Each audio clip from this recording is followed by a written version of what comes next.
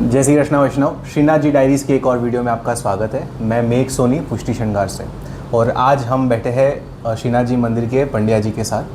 तो हम आज जानेंगे कि टिप्पणी, पंचांग, ये सब क्या होता है, कैसे पढ़ा जाता है एंड इसका जो महत्व क्या है सेवा में। तो हम स्टार्ट करते हैं। सर जय श्री कृष्णा। जय श्री कृष्ण। सर सबसे पहले तो आप अपना परिचय दीजिए कि आपका जो ऑफिशियल पोस्ट है वो क्या है, आप कौन हैं? सबसे पहले तो सभी वैष्णवों को बहुत बहुत जय श्री कृष्ण।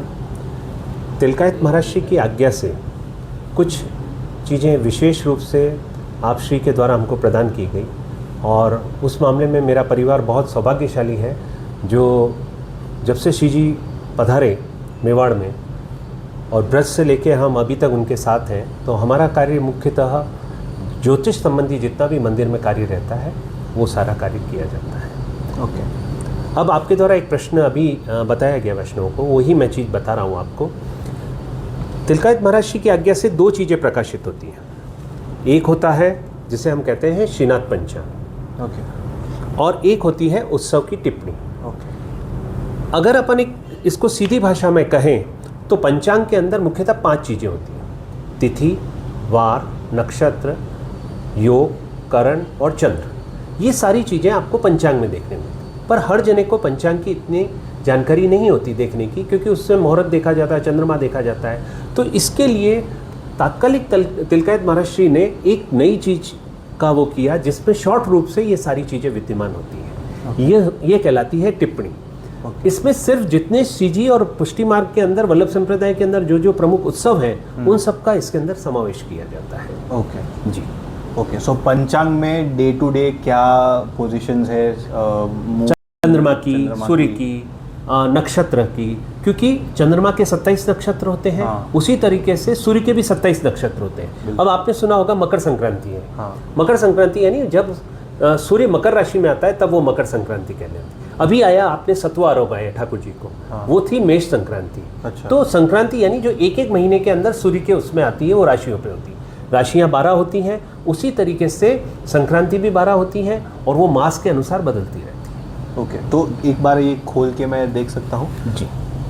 और यह विद्या विभाग द्वारा निकाला जाता है। प्रथम प्रश्न है जिसमें चैत्र शुक्ल पक्ष, अपने यहाँ से 9 संवत्सर सनातन उसमें चैत्र शुक्ल पक्ष से प्रारंभ होता है, वही चीज़ यहाँ पे है।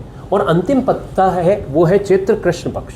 ओके। क्योंकि हम 2 तरीके के होते हैं, एक तो व्रज और एक गुजराती। आपने बार बार सुना होगा कि गुजराती महीना, व्रज महीना, तो वो चीज़ मैं आपको यहाँ पर कर दूँ। श्रीजी में ये सारी चीज़ें व्रज आधार पे चलती है। ओके। गुजराती और हमारे बीच में 15 दिन का अंतर रहता है। आगे कौन चलता है? आगे हमारे का रहता है, क्योंकि इसका कारण मुख्यतः ये रहता है कि हम कृष्ण पक्ष से शुरू करते हैं, शुक्ल पक्ष से शुरू करते हैं। ओके।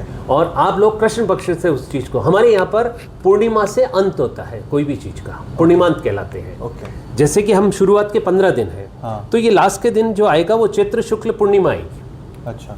वापस जैसे वैशाख कृष्ण आएगा, फिर वैशाख शुक्ल पक्ष आएगा। आप गुजराती में और हमारे इसमें शुक्ल पक्ष समान रहता है, खाली अंतर आता है कृष्ण पक्ष का। तो व्रज का जो कैलेंडर होता है, हाँ, उसमें कृष्ण पक्ष होता है, वो पहले आता है। मतलब पहले 15 दिन कृष्ण पक्ष। और गुजराती कैलेंडर जो होते हैं उसमें शुक्ल पक्ष। शुक्ल पक्ष कृष्ण पक्ष is the second half of the month. Yes. अभी आपको अधिक मास आने वाला है। हाँ। इस बार ज्येष्ठ 2 है। शुरुआत के 15 दिन अधिक मास नहीं है। अच्छा।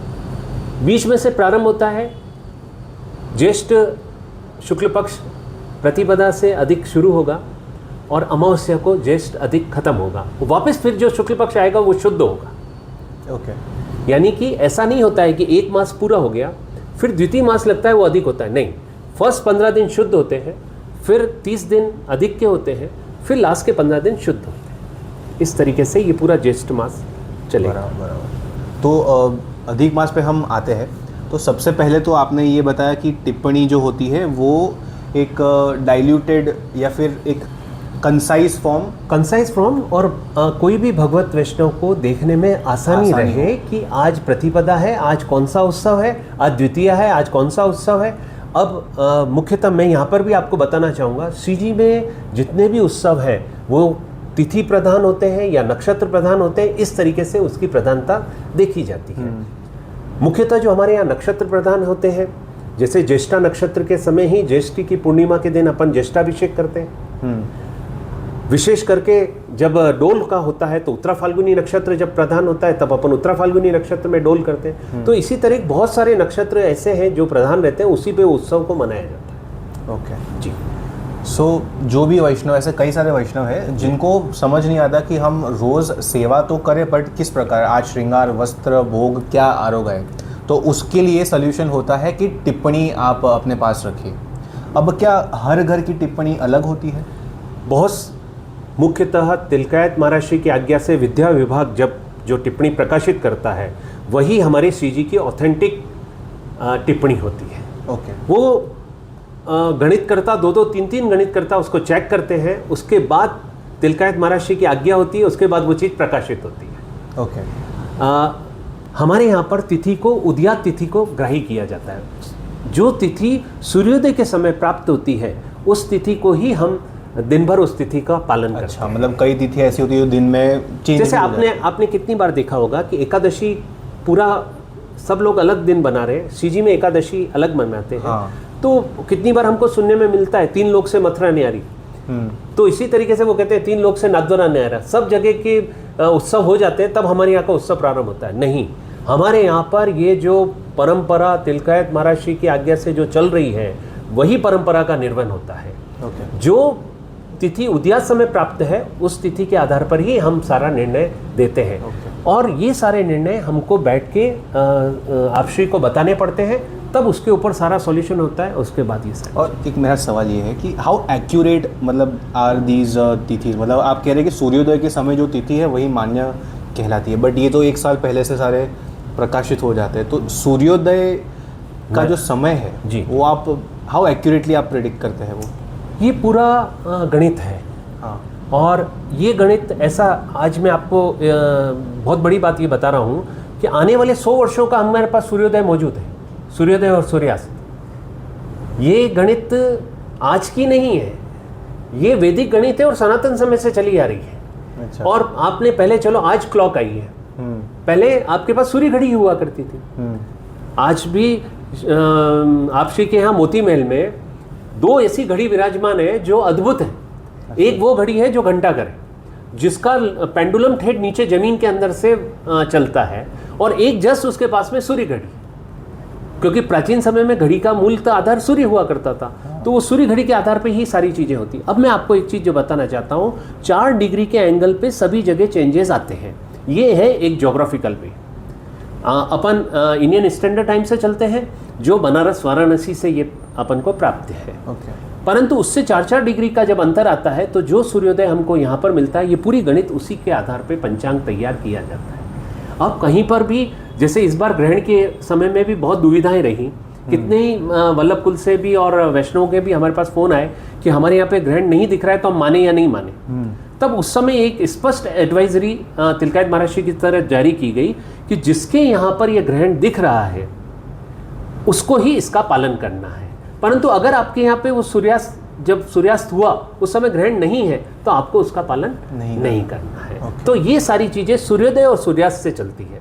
अब मैं आपको शॉर्ट में एक चीज़ बता दूं, सूर्योदय से सूर्यास्त के बीच के समय को बोलते हैं दिनमान। उसको 8 टाइम्स में अपन डिवाइड करते हैं और इसी आधार पर आपके ये जितने भी चौकड़िए हैं वो बनते हैं, जिसको अपन लाभ का चौकड़िया, शुभ का चौकड़िया और ये सारी चीज़ें कहते हैं। वो सब सूर्योदय से सूर्यास्त के बीच के टाइम से चलती। ओके जी। तो ये जो टिप्पणी है इसका शुरुआत कब से हुई है? कितने साल से ये टिप्पणी का प्रथा चल रही है? मतलब ये जो पहले हस्तलिखित पंचांग हुआ करते थे, हस्तलिखित पंचांग के बाद फिर इसकी जानकारी सभी तक नहीं रहती थी, तो गोवर्धन लाल जी महाराज श्री, तिलकायत महाराज श्री से पूर्व में उसी समय ये निर्णय लिया गया कि इस तरीके से वैष्णवों के पास ये चीज़ पहुँचे जिससे उनको ये मालूम पड़े कि आज कौन सी तिथि है, आज एकादशी का व्रत कब है, पूर्णिमा का व्रत कब है। क्योंकि आज तो आपके पास मीडिया है, आज सोशल मीडिया में अपन कोई भी चीज़ को देख सकते हैं, गूगल पे अपन कोई भी चीज़। पूर्व में ऐसा नहीं होता था, तो पूर्व में लोग लिख के जाते थे, समाधान में आकर पूछ के जाते थे कि कब कब एकादशी का व्रत है, और उसी आधार पर वो घर पर अपने ठाकुर जी से लाड़ लड़ाते और उसी आधार पर सारी चीज़ें। ओके। तो करीबन कितना टाइम हुआ होगा ये? 150 पौने 200 वर्ष ऑलमोस्ट।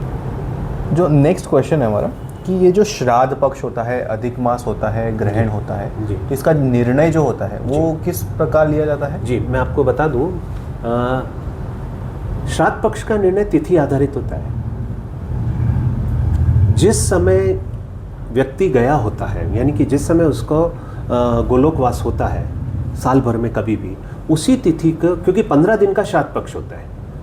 किसी व्यक्ति की, जैसे मान के चलिए आज है वैशाख शुक्ल पक्ष द्वादशी, आज के दिन कोई व्यक्ति गया, तो जब श्राद्ध पक्ष की द्वादशी आएगी उस दिन उसका श्राद्ध होगा, सीधी सी बात।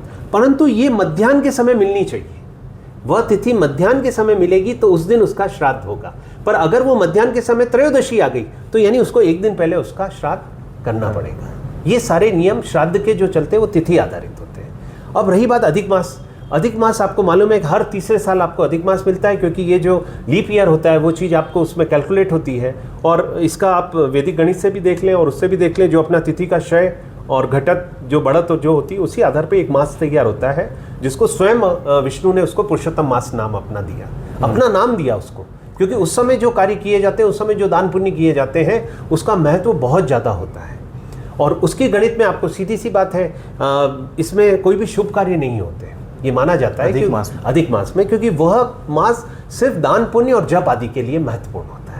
उसमें किसी के द्वारा, आपके द्वारा जो जप किया जाता है उसकी फ्रिक्वेंसी बहुत ज़्यादा होती है। उसका आज आप कोई भी दान कर रहे हो, आप साधारण दिन दान कर रहे हो, उससे एकादशी पे दान करोगे तो उसका महत्व ज़्यादा होगा। पर उसका दान अगर आप अधिक मास में कर रहे हो तो उसका महत्व और भी ज़्यादा बढ़ जाता है। अच्छा, अब आपने मेरे से पूछा, एक तो श्राद्ध पक्ष हो गया, अधिक मास हो गया, इसके बाद आपके द्वारा मेरे से पूछा गया ग्रहण का निर्णय। ग्रहण का निर्णय प्राचीन समय से जो हमारे परंपराएं चली आ रही हैं उसको हमको देखकर और ये निर्णय देने पड़ते हैं, क्योंकि ग्रहण का समय हर समय एक जैसा नहीं रहता। कितनी बार उससे सेवा क्रम पूरा बदल जाता है। कभी ग्रहण में ठाकुर जी जब बिराते हैं वो उससे पहले राजभोग की सकड़ी छियाती है, कभी शयन भोग की सकड़ी छियाती है, ये सब क्रम रहता है। तो ये सारी चीज़ें परिवर्तन प्राचीन समय से जो चले आ रहे हैं उन निर्णय के आधार पर ही तिलकायत महर्षि की आज्ञा से किया जाता है। इस बार मैं और एक चीज़ बताना चाहूँगा कि वैष्णवों के लिए हमारे गोस्वामी चिरंजीव श्री विशाल बाबा साहब ने बहुत बार ऐसी ऐसी विज्ञप्ति जारी करी जिससे उनके मन में जितनी भी दुविधाएं हो वो दूर हो जाए, क्योंकि आज की आने वाली नई जनरेशन है उसको इतनी इस चीज़ की पूर्व में जानकारी नहीं रहती। बाबा साहब इस मामले में बहुत उन्होंने इस चीज़ को समझा कि कौन जना इस चीज़ को, घर की सेवा प्रणाली का भी उनके आनंद से हो सके, घर में जिनके भी ठाकुर जी विराज रहे उनके वो कोई क्रम में वो पूर्ण रूप से वो अपना क्रम कर सके, तो वो सारी चीज़ें इसमें। तो ये विज्ञप्ति जो है, ये जो टिप्पणी है, ये पंचांग है, ये क्या ऑफिशियली कहीं पे प्राप्त हो सकते हैं वैष्णव को अगर चाहिए तो? बिल्कुल, क्योंकि ये हमारे श्रीनाथ जी के जो मंदिर मंडल का विद्या विभाग हमारा ऑफिस है, जो मोती महल में भी है और जो प्रीतमपोली के वहाँ पर भी है, दोनों जगह पर ये ऑफिस खोले गए हैं। वहाँ पर आपको पंचांग और टिप्पणी आपको जितनी भी चाहिए वो एकदम उचित मूल्य में आपको वो चीज़ प्राप्त होती है। और जो बाबा साहब की विज्ञप्ति है, ये बाबा साहब ने जितनी भी विज्ञप्ति जारी करी है वो सारी उन्होंने सोशल मीडिया पे इसलिए की क्योंकि आजकल सबसे ज़्यादा बच्चे उनसे जुड़े हुए हैं। तो वहाँ पे प्राप्त, वहाँ पे सभी उनके यूट्यूब पे प्राप्त है, उनकी ऑफिशियल वेबसाइट जो हमारी मंदिर मंडल की ऑफिशियल वेबसाइट है उसमें सारी चीज़ें प्राप्त हैं। ये सारी चीज़ें आपको वहाँ पे प्राप्त हो जाएंगी। वापस एक बार श्राद्ध पे आते हैं जी। ये एक मेरा डाउट रहा है कि श्राद्ध जो होता है वो साल में कुछ लिमिटेड टाइम के लिए आता है, राइट? एंड श्राद्ध जो होता है वो जब व्यक्ति गया उसको रिस्पेक्ट कुछ देने के लिए होता है, तो व्यक्ति का जाने का समय तो पूरे साल चलता ही रहता है, तो श्राद्ध क्यों लिमिटेड टाइम के लिए होता है? पहले अपन पुष्टि मार्ग की बात करें, श्राद्ध पक्ष। हाँ बिल्कुल। इस समय में अगर यदि आपका नाथद्वारे में कोई भी वैष्णव आए वो देखे तो हमारे यहाँ पर सांझी का मंड होता है, सांझी मंड। ये माना जाता है उस समय आश्विन जो कृष्ण पक्ष है, ये आश्विन कृष्ण पक्ष का ये 15 दिन जो होते हैं वो श्राद्ध पक्ष कहलाते हैं। और इसके बाद के जो 15 दिन होते हैं उसमें आपका नवरात्रि और दशहरा आता है। तो श्राद्ध पक्ष में जो पुष्टि मार्ग के अंदर ब्रज की यात्रा करती है, जितने भी वल्लभ कुल हैं और भी जितने वैष्णव हैं वो इस समय ब्रज की यात्रा करते हैं। पर नादर वालों के लिए तो यही ब्रज है, तो इसके लिए प्राचीन समय से यहाँ पर केले की सांझी बनती है और हर दिन आपको ब्रज की जो यात्रा है उसके अलग अलग जो पड़ाव है वो यहाँ पर आपको, अगर आप उनके दर्शन कर लेते हैं तो 15 दिन में आप पूरी व्रज यात्रा यहाँ बैठे बैठे सीजी में आप कर सकते हैं। और इसमें एकादशी के दिन लाल बाग बनता है, वो भी केले के पत्ते से, और अमावस्या के दिन कोट बनता है जो कागज से बनता है, और वो कोट यानी पूर्ण इस कार्य को हो गया। ये बात जब अपन इसी को समय को दान का समय कहते हैं, ब्रज में इसी समय गोपियों से ठाकुर जी ने दान लिया था, उनकी बटकियाँ फोड़ी थी, उनका वो सारी लीलाएं थी, ये सब कार्य इस श्राद्ध पक्ष के समय में होते हैं। अगर वल्लभ कुल की बात करें तो जितने भी वल्लभ कुल हैं इस समय चरणों में अपना वो नहीं लेते, हाथ में लेते, क्योंकि इस समय वो दान लेते हैं। आप कोई भी भगवती वैष्णव कोई भी वल्लभ श्री के पास जाएगा तो वहाँ पर उनको चरण स्पर्श के साथ नहीं रखते, भेंट हाथ में देते हैं, क्योंकि वो उस समय दान लेने के अधिकारी होते हैं। तो ये जो 15 दिन है वो इसलिए वो दान के कहलाते हैं। और अब अपन आते हैं लौकिक में। लौकिक में इसी समय को श्राद्ध पक्ष माना जाता है। हर जने को अपने पूर्वजों के, पितरों के लिए श्राद्ध के तर्पण करने चाहिए, साथ ही श्राद्ध के लिए ब्राह्मण भोजन करवाना चाहिए। ब्राह्मण भोजन और एवाती जीमना 2 क्रम रहते हैं। कोई सुहागन स्त्री की अगर डेथ हो जाती है, उसको गोलोकवास हो जाता है, तो उस दिन उसके लिए एवाती जीमती यानी सुहागन औरत जीमती है। परंतु कभी कोई आदमी की डेथ हो जाती है तो उसके एवज में ब्राह्मण जीमता है। मैं और एक यहाँ पर वैष्णव को एक चीज़ और करना चाहूँगा, बहुत लोगों के पास कन्फ्यूज़न है। कोई विधवा औरत का अगर लीला में चली जाती है तो वो लोग विधवा को घर पे लाके जिमाते हैं, जो बिल्कुल अनुकूल नहीं है। अच्छा। अगर ऐसा कहीं पे भी होए तो आपको ब्राह्मण को घर पे लाकर बुलाकर भोजन करवाना चाहिए। वहाँ पर उत्तराधिकारी वह विधवा औरत स्त्री नहीं है, वहाँ पर ब्राह्मण इस चीज़ का ग्राही रहता है। और अब आपने बताया कि साल भर का पूरा समय रहता है, यू हैव 365 डेज, और अब आपको 15 दिन निकाल दो तो 350 दिन में वो सब क्रम होते हैं जो अलग अलग समय में होते हैं। इस 15 दिन को ये माना जाता है कि इस समय, अगर आप हमारे यहाँ की भाषा में सुने तो कन्यागत होता है, यानी सूर्य कन्या राशि में आता है, और कन्यागत में ही सब द्वार खुले रहते हैं। तो इस समय आपके द्वारा जो पितरों को तर्पण किया जाता है, आपके समय में जो पितरों के लिए गौग्रास खिलाया जाता है, जो श्वान को खिलाया जाता है, जो काकबली को खिलाया जाता है, वो सीधा उन तक पहुंचता है। इसलिए श्राद्ध का इतना लौकिक में महत्व है। और इसीलिए प्राचीन समय में भी कहा गया है, आई कनागत बन गई बात, बामण कूदे 9 हाथ। मतलब ब्राह्मणों के लिए श्रेष्ठ दिन ये 15 होते हैं जिसमें उनको खीर और मालपुए खाने को मिलते हैं। तो श्राद्ध पूरे साल में 15 दिन का 15 दिन आता है, जब वो अश्विन कृष्ण पक्ष का होता है। 15 दिन। ओके। एकम से शुरू होता है, पूर्णिमा ग्राही नहीं है। अभी भी मैं कितनी बार, और जबकि ये आपके यहाँ की जो हमारी श्रीनाथ जी की जो टिप्पणी है, इसमें इस चीज़ को स्पष्ट लिखा गया है। कितने जने पूर्णिमा के दिन को श्राद्ध पक्ष का निर्णय मान लेते हैं? नहीं, एकम से शुरू होता है और अमावस्या खत्म। तो अगर किसी का देहांत पूर्णिमा के दिन हुआ है तो उसका श्राद्ध अमावस्या के दिन होगा, या अगर वो सुहागन गई है तो माँ है तो नौमी के दिन किया जा सकता है। उसके अलग अलग इसमें पूरा स्पष्ट रूप से इसका पूरा निर्णय इसमें दिया गया। ओके।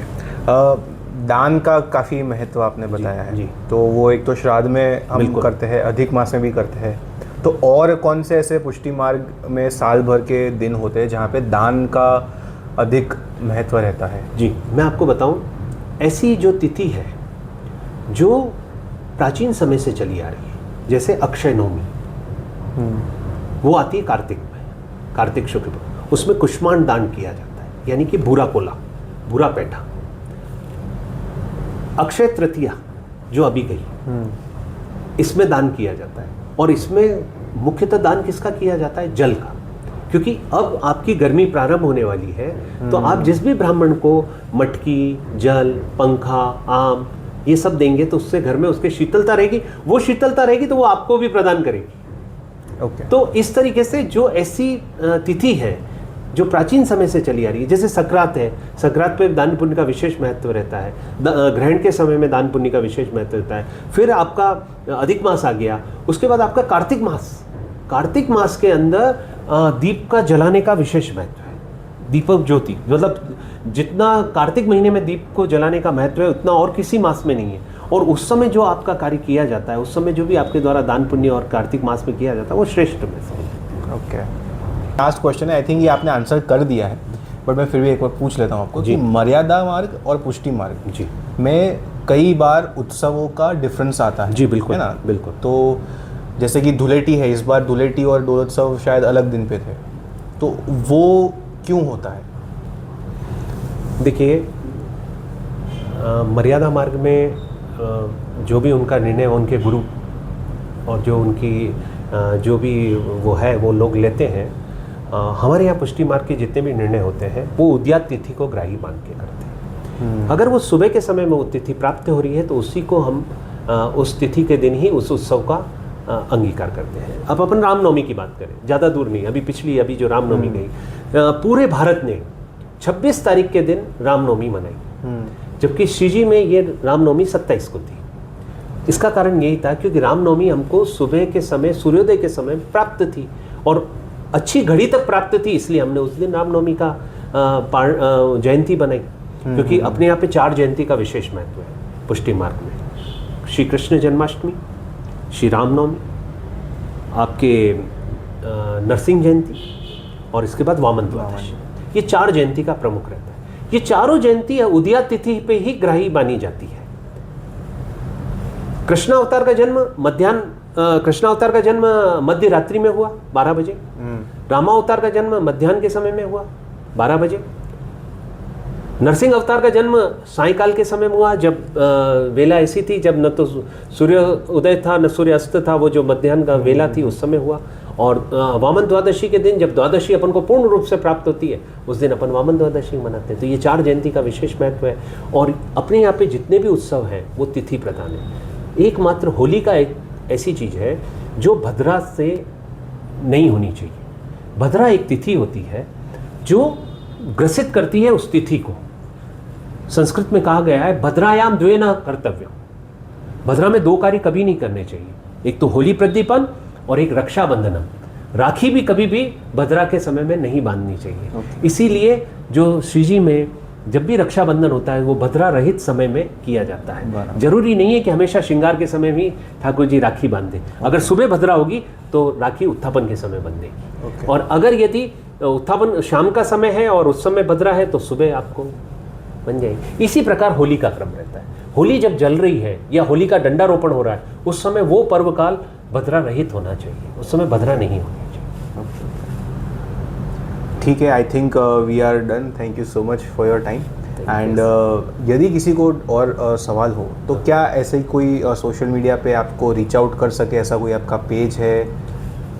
मेरा तो कोई पेज नहीं है।